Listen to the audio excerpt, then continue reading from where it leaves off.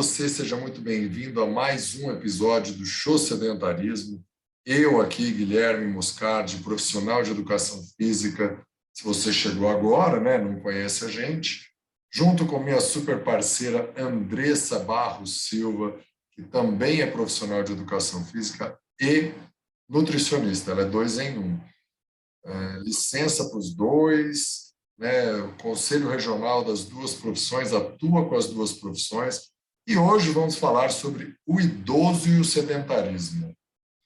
Porque as pessoas, de um modo geral, acreditam que a pessoa mais velha tem que ir parando o corpo, menos risco de queda, e, na verdade, existe um paradoxo. Quanto mais parado o idoso fica, maior o risco de queda. E a Andressa tem um histórico importante aí de acompanhamento familiar, de alguém que tem algumas enfermidades, e os estudos cada vez mais ratificam, ou seja, reforçam a importância e o benefício da prática da atividade física para os idosos, principalmente. Andressa, o que você tem a acrescentar, a adicionar logo de largada? A gente pode observar bem a diferença das pessoas que envelhecem com atividade física e sem. Existe um vídeo que rodou um tempo na internet, aliás, eu não sei nem se ele foi para a TV, eu não lembraria para dar essa informação, mas algumas pessoas que estão nos ouvindo poderiam ter visto esse vídeo em algum momento, que mostra os hábitos, mesma cena, mesma situação, assim, de um senhor, só que ele totalmente diferente numa escolha alimentar de um jeito e de outro, numa prática de atividade física e a não prática, né, o sedentarismo, e ele, ao longo da vida, como que ele chega na idade X, com e sem cada item, cada escolha. E é bem chocante, acho que era essa a intenção de quem fez aquele vídeo, quem elaborou, e a gente precisa entender e alertar que nunca é tarde para começar. A gente precisa, eu vejo assim, minha mãe, que é o caso que que você mencionou, ela tem 69 anos, e alguém que olha não vai achar que é isso, vai achar que é mais, mas também tem gente da idade dela que está pior, e existem pessoas que parecem ter 45, 50 anos que estão na idade dela, porque tem a prática de atividade física constante, já frequenta a academia, fazendo a musculação há 20 anos, então assim, a gente está na fase, eu espero, né, a gente esteja numa época que as coisas estão se modificando, mas para valer, assim, a gente está numa fase de transição, onde a atividade física vai ser fundamental da infância até o fim da vida. Alguma forma de atividade, algum exercício tem que ser executado.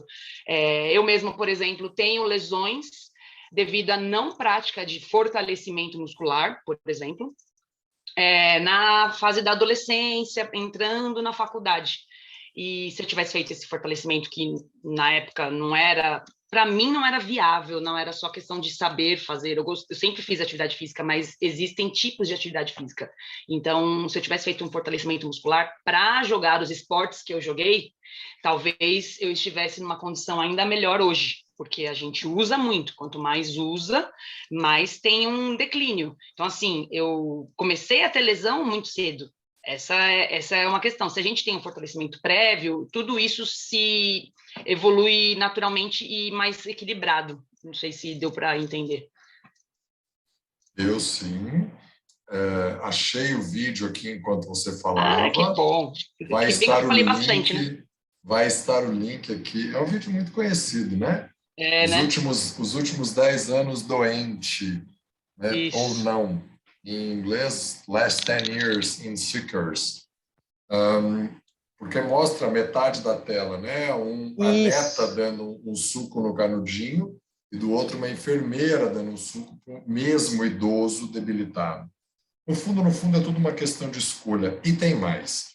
Eu vou resgatar aqui um livro que eu falo muitas vezes dele, da Elizabeth Blackburn, fala O Segredo Está nos Telômeros, porque Elizabeth Blackburn fala uma coisa fantástica. ela ganhou o Prêmio Nobel de Medicina no ano 2013 ou 14, junto com mais 3 pesquisadores, revelando esse segredo dos telômeros. Os telômeros é o finalzinho dos neurônios, que é a parte que o nosso corpo utiliza para reproduzir as células, e do DNA, na verdade. E o que acontece? A gente pode envelhecer mais ou menos, de acordo com os nossos hábitos de vida. Vou repetir. Os nossos hábitos de vida aceleram ou retardam o processo de envelhecimento. E tem mais uma coisa impactante que ela diz, que é o seguinte: o estilo de vida é preponderante sobre o potencial genético. Vale explicar um pouco sobre isso.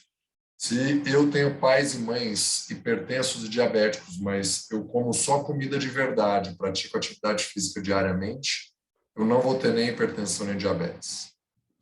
E daí tem uma coisa que vai colocar um peso nos ombros das pessoas que são um pouco preguiçosas e que ouvem esse conteúdo ou que vão receber esse conteúdo, que é o seguinte: se você mudar seus hábitos, a tua genética vai expressar esses hábitos de tal jeito, a sua expressão genética é modificada, que você muda a tendência dos seus descendentes.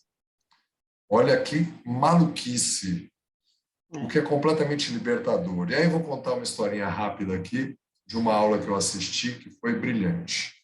A gente sabe que existem os fenótipos e os genótipos. De forma bem simplificada, as nossas características dos genes e os nossos hábitos, né? Genótipos e são os genes e o fenótipo, os fenômenos, vou traduzir assim de forma leiga. Imagine que eu e meu irmão gêmeo, esse foi o exemplo que um professor, depois eu coloco o link também, o professor felizmente deu. Eu e meu irmão gêmeo univitelíneo, ou seja, mesma bagagem genética, tivemos uma infância muito parecida até os 10 anos de idade. Com 10 anos eu comecei a praticar voleibol e o meu irmão não. Eu segui na prática do voleibol e por causa do voleibol a minha mãe me dava alimentos mais saudáveis. O meu irmão não, ele adorava coxinha, hambúrguer, salgadinhos no saquinho, aqueles que parecem isopor, refrigerante e outras bobagens. Com 17 anos, eu ainda atleta, continuava com uma disciplina interessante, meu irmão começou a fumar e beber. Com 20 anos, eu fui convocado para a seleção brasileira de voleibol. Então, o técnico olha e fala: esse é um grande talento que vai explodir no voleibol mundial. Ele descobre que o meu irmão é gêmeo, ou seja, o mesmíssimo gênio, as mesmas características celulares. Ele pode convocar o meu irmão para ele ir para a seleção também? Não. Por que não? Porque ele já estragou o corpo dele, porque ele não criou sinapses, percepções corporais e as habilidades do voleibol na janela correta que eu, supostamente, isso não é a minha história, né? Mas é só uma hipotética. O meu irmão também tem hábitos saudáveis, graças a Deus. Mas, se fosse verdade, mostra o quanto os hábitos são preponderantes sobre o potencial genético, sobre tudo o que está escrito na nossa árvore genealógica. O que a gente faz muda o que vai acontecer com a gente. Isso é uma coisa que influencia muito a gente, que pessoas que conseguem fazer estudos, né, que faz estudo científico, pesquisa científica, a gente tem bastante esse tipo de resposta, de informação, que não é só o que a gente herda que vai permanecer para o resto da vida. A gente fala, inclusive, isso em relação a emoções, atitudes nossas. A gente toma uma atitude para mudar aquilo, o processo não se repetir, porque a gente meio que faz a reprodução. Se a gente toma atitude para não acontecer, não deixar isso acontecer, a gente consegue e a gente interrompe o tal do ciclo. Então, isso daí, você acabou de explicar da parte genética, que é uma verdade, porque o corpo responde à maneira que a gente estimula ele. As pessoas, por exemplo, vamos colocar também de uma maneira mais vulgar, falar de uma maneira mais leiga, assim, quando a gente acaba desenvolvendo diabetes, a pessoa desenvolve diabetes porque ela teve, ou tem fator genético também, mas existe a questão do hábito, o hábito alimentar, ela utilizou aquela máquina para fazer a absorção e o processo de digestão mesmo, vamos falar assim, do que se come, do que ela coloca como energia e abastece o corpo dela, que dependendo do que o corpo vai ter mais ou menos trabalho para fazer a digestão daquilo. E isso, ao longo do tempo, repetidas vezes, você está... É como se você estivesse usando um elástico de uma maneira muito, muito forte. Você está usando esse elástico de uma maneira intensa e ele vai ter um desgaste mais rápido do que se você estivesse usando num nível de segurança. E isso aí a gente fala ao longo da vida. O corpo acaba desenvolvendo problemas no fim, né, na fase idosa, por exemplo, porque a gente não deu o estímulo certo. Você falou e você sabe, seus pais têm uma doença e você não vai desenvolver essa doença porque você escolheu alimentar seu corpo de uma outra maneira, de uma maneira diferente. Então, você sabe que você não vai desenvolver isso, porque você não está estimulando aquilo que já seria uma possibilidade devido ao fator genético. E a gente tem que observar, tenho genética para isso, mas eu posso mudar agora, e se eu mudar, pode ser que eu não desenvolva mesmo. E assim, a gente tem que...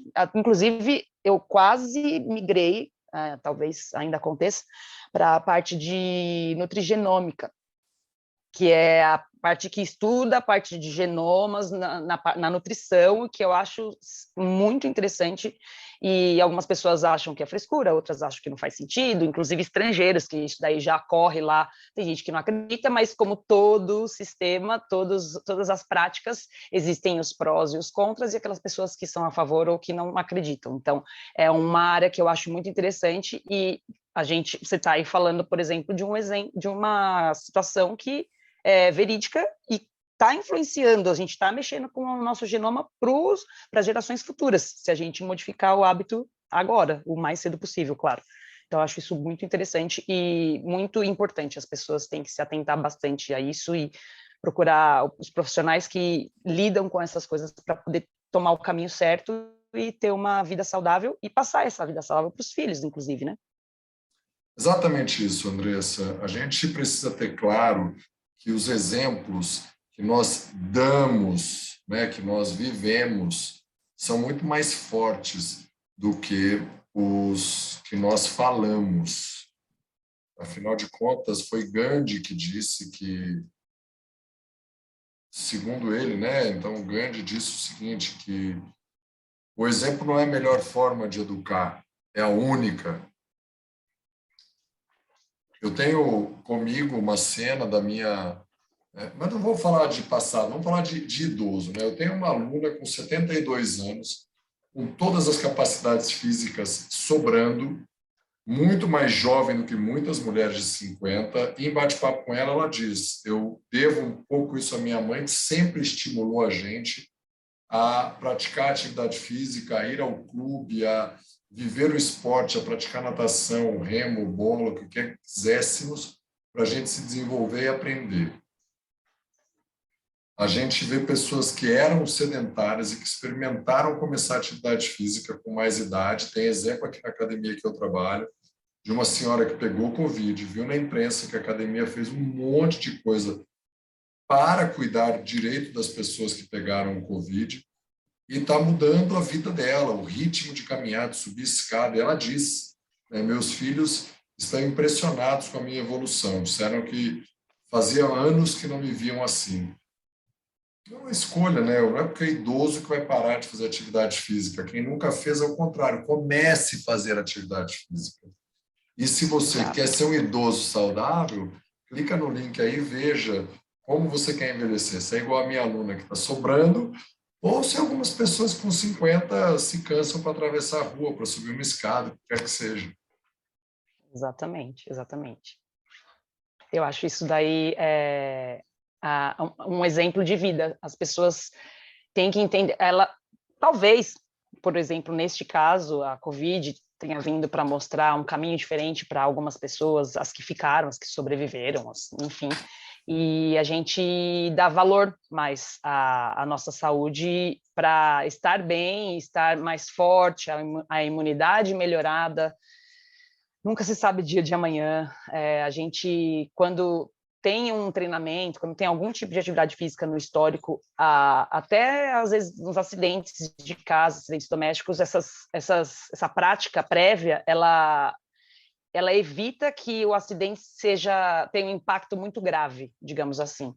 Minha mãe já caiu algumas vezes e 3 das vezes que ela caiu, ela conseguiu quebrar a costela. Pensa numa região que é difícil de você conseguir consertar e parar de sentir dor, e não tem como engessar. Então, assim, já tem a dor aumentada devido a um problema articular, daí tem esse problema, é bem complicado. E se existe, quando ela começou a fazer com uma frequência boa, até aparecer a pandemia, os exercícios, fisioterapia, inclusive, fortalecimento, ela se transformou completamente. Era igualzinha essa senhora da academia que você trabalha.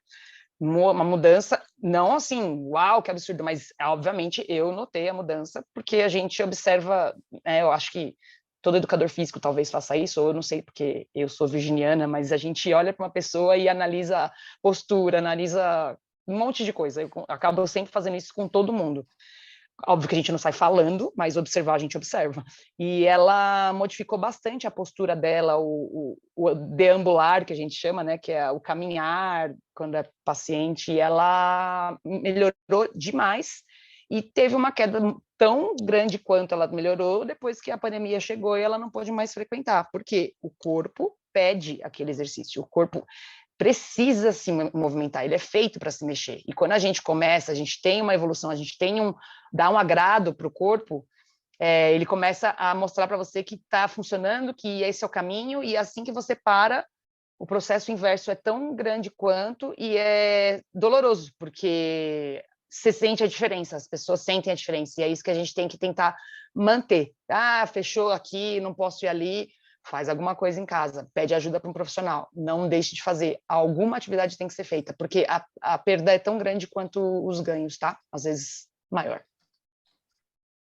Uma coisa que a gente precisa ter claro é que o idoso deve fazer atividade física. Por que que o idoso deve fazer atividade física? Porque quando a gente vai envelhecendo, a gente vai perdendo a força. E o exercício físico de força faz com que o idoso não perca força, ao contrário, ele pode ganhar força. Por que que o idoso deve fazer atividade física? Porque ele vai perdendo equilíbrio. Quando ele ganha força e ganha percepção corporal, ele perde menos equilíbrio. Por que que o idoso deve fazer exercício? Porque quando ele vai ficando velho, ele vai ficando lento. E se ele faz trabalho de força, as fibras de contração rápida são exatamente essas mesmas fibras, o que faz com que ele não fique tão lento. Ele fica lento por uma consequência natural de queda de força. Ou seja, ele vai levantar, ele não tem força, então ele fica ali. Agora, se ele faz exercício resistivo, ou seja, musculação, exercício funcional e outros derivados, né, treinamentos outros com carga, ele mantém isso numa intensidade super ótima para as atividades do dia a dia, ele está sobrando. Por isso, o idoso deve fazer atividade física. Tá bom? Ele vai cair menos, ele vai ter mais disposição, ele vai ter mais um monte de coisa, porque ele mantém a força e a velocidade, que é tudo que a gente perde, principalmente com o processo de envelhecimento. Diga aí o que você quiser mais acrescentar e nos deduraremos o que faremos ou fizemos para estarmos ativos.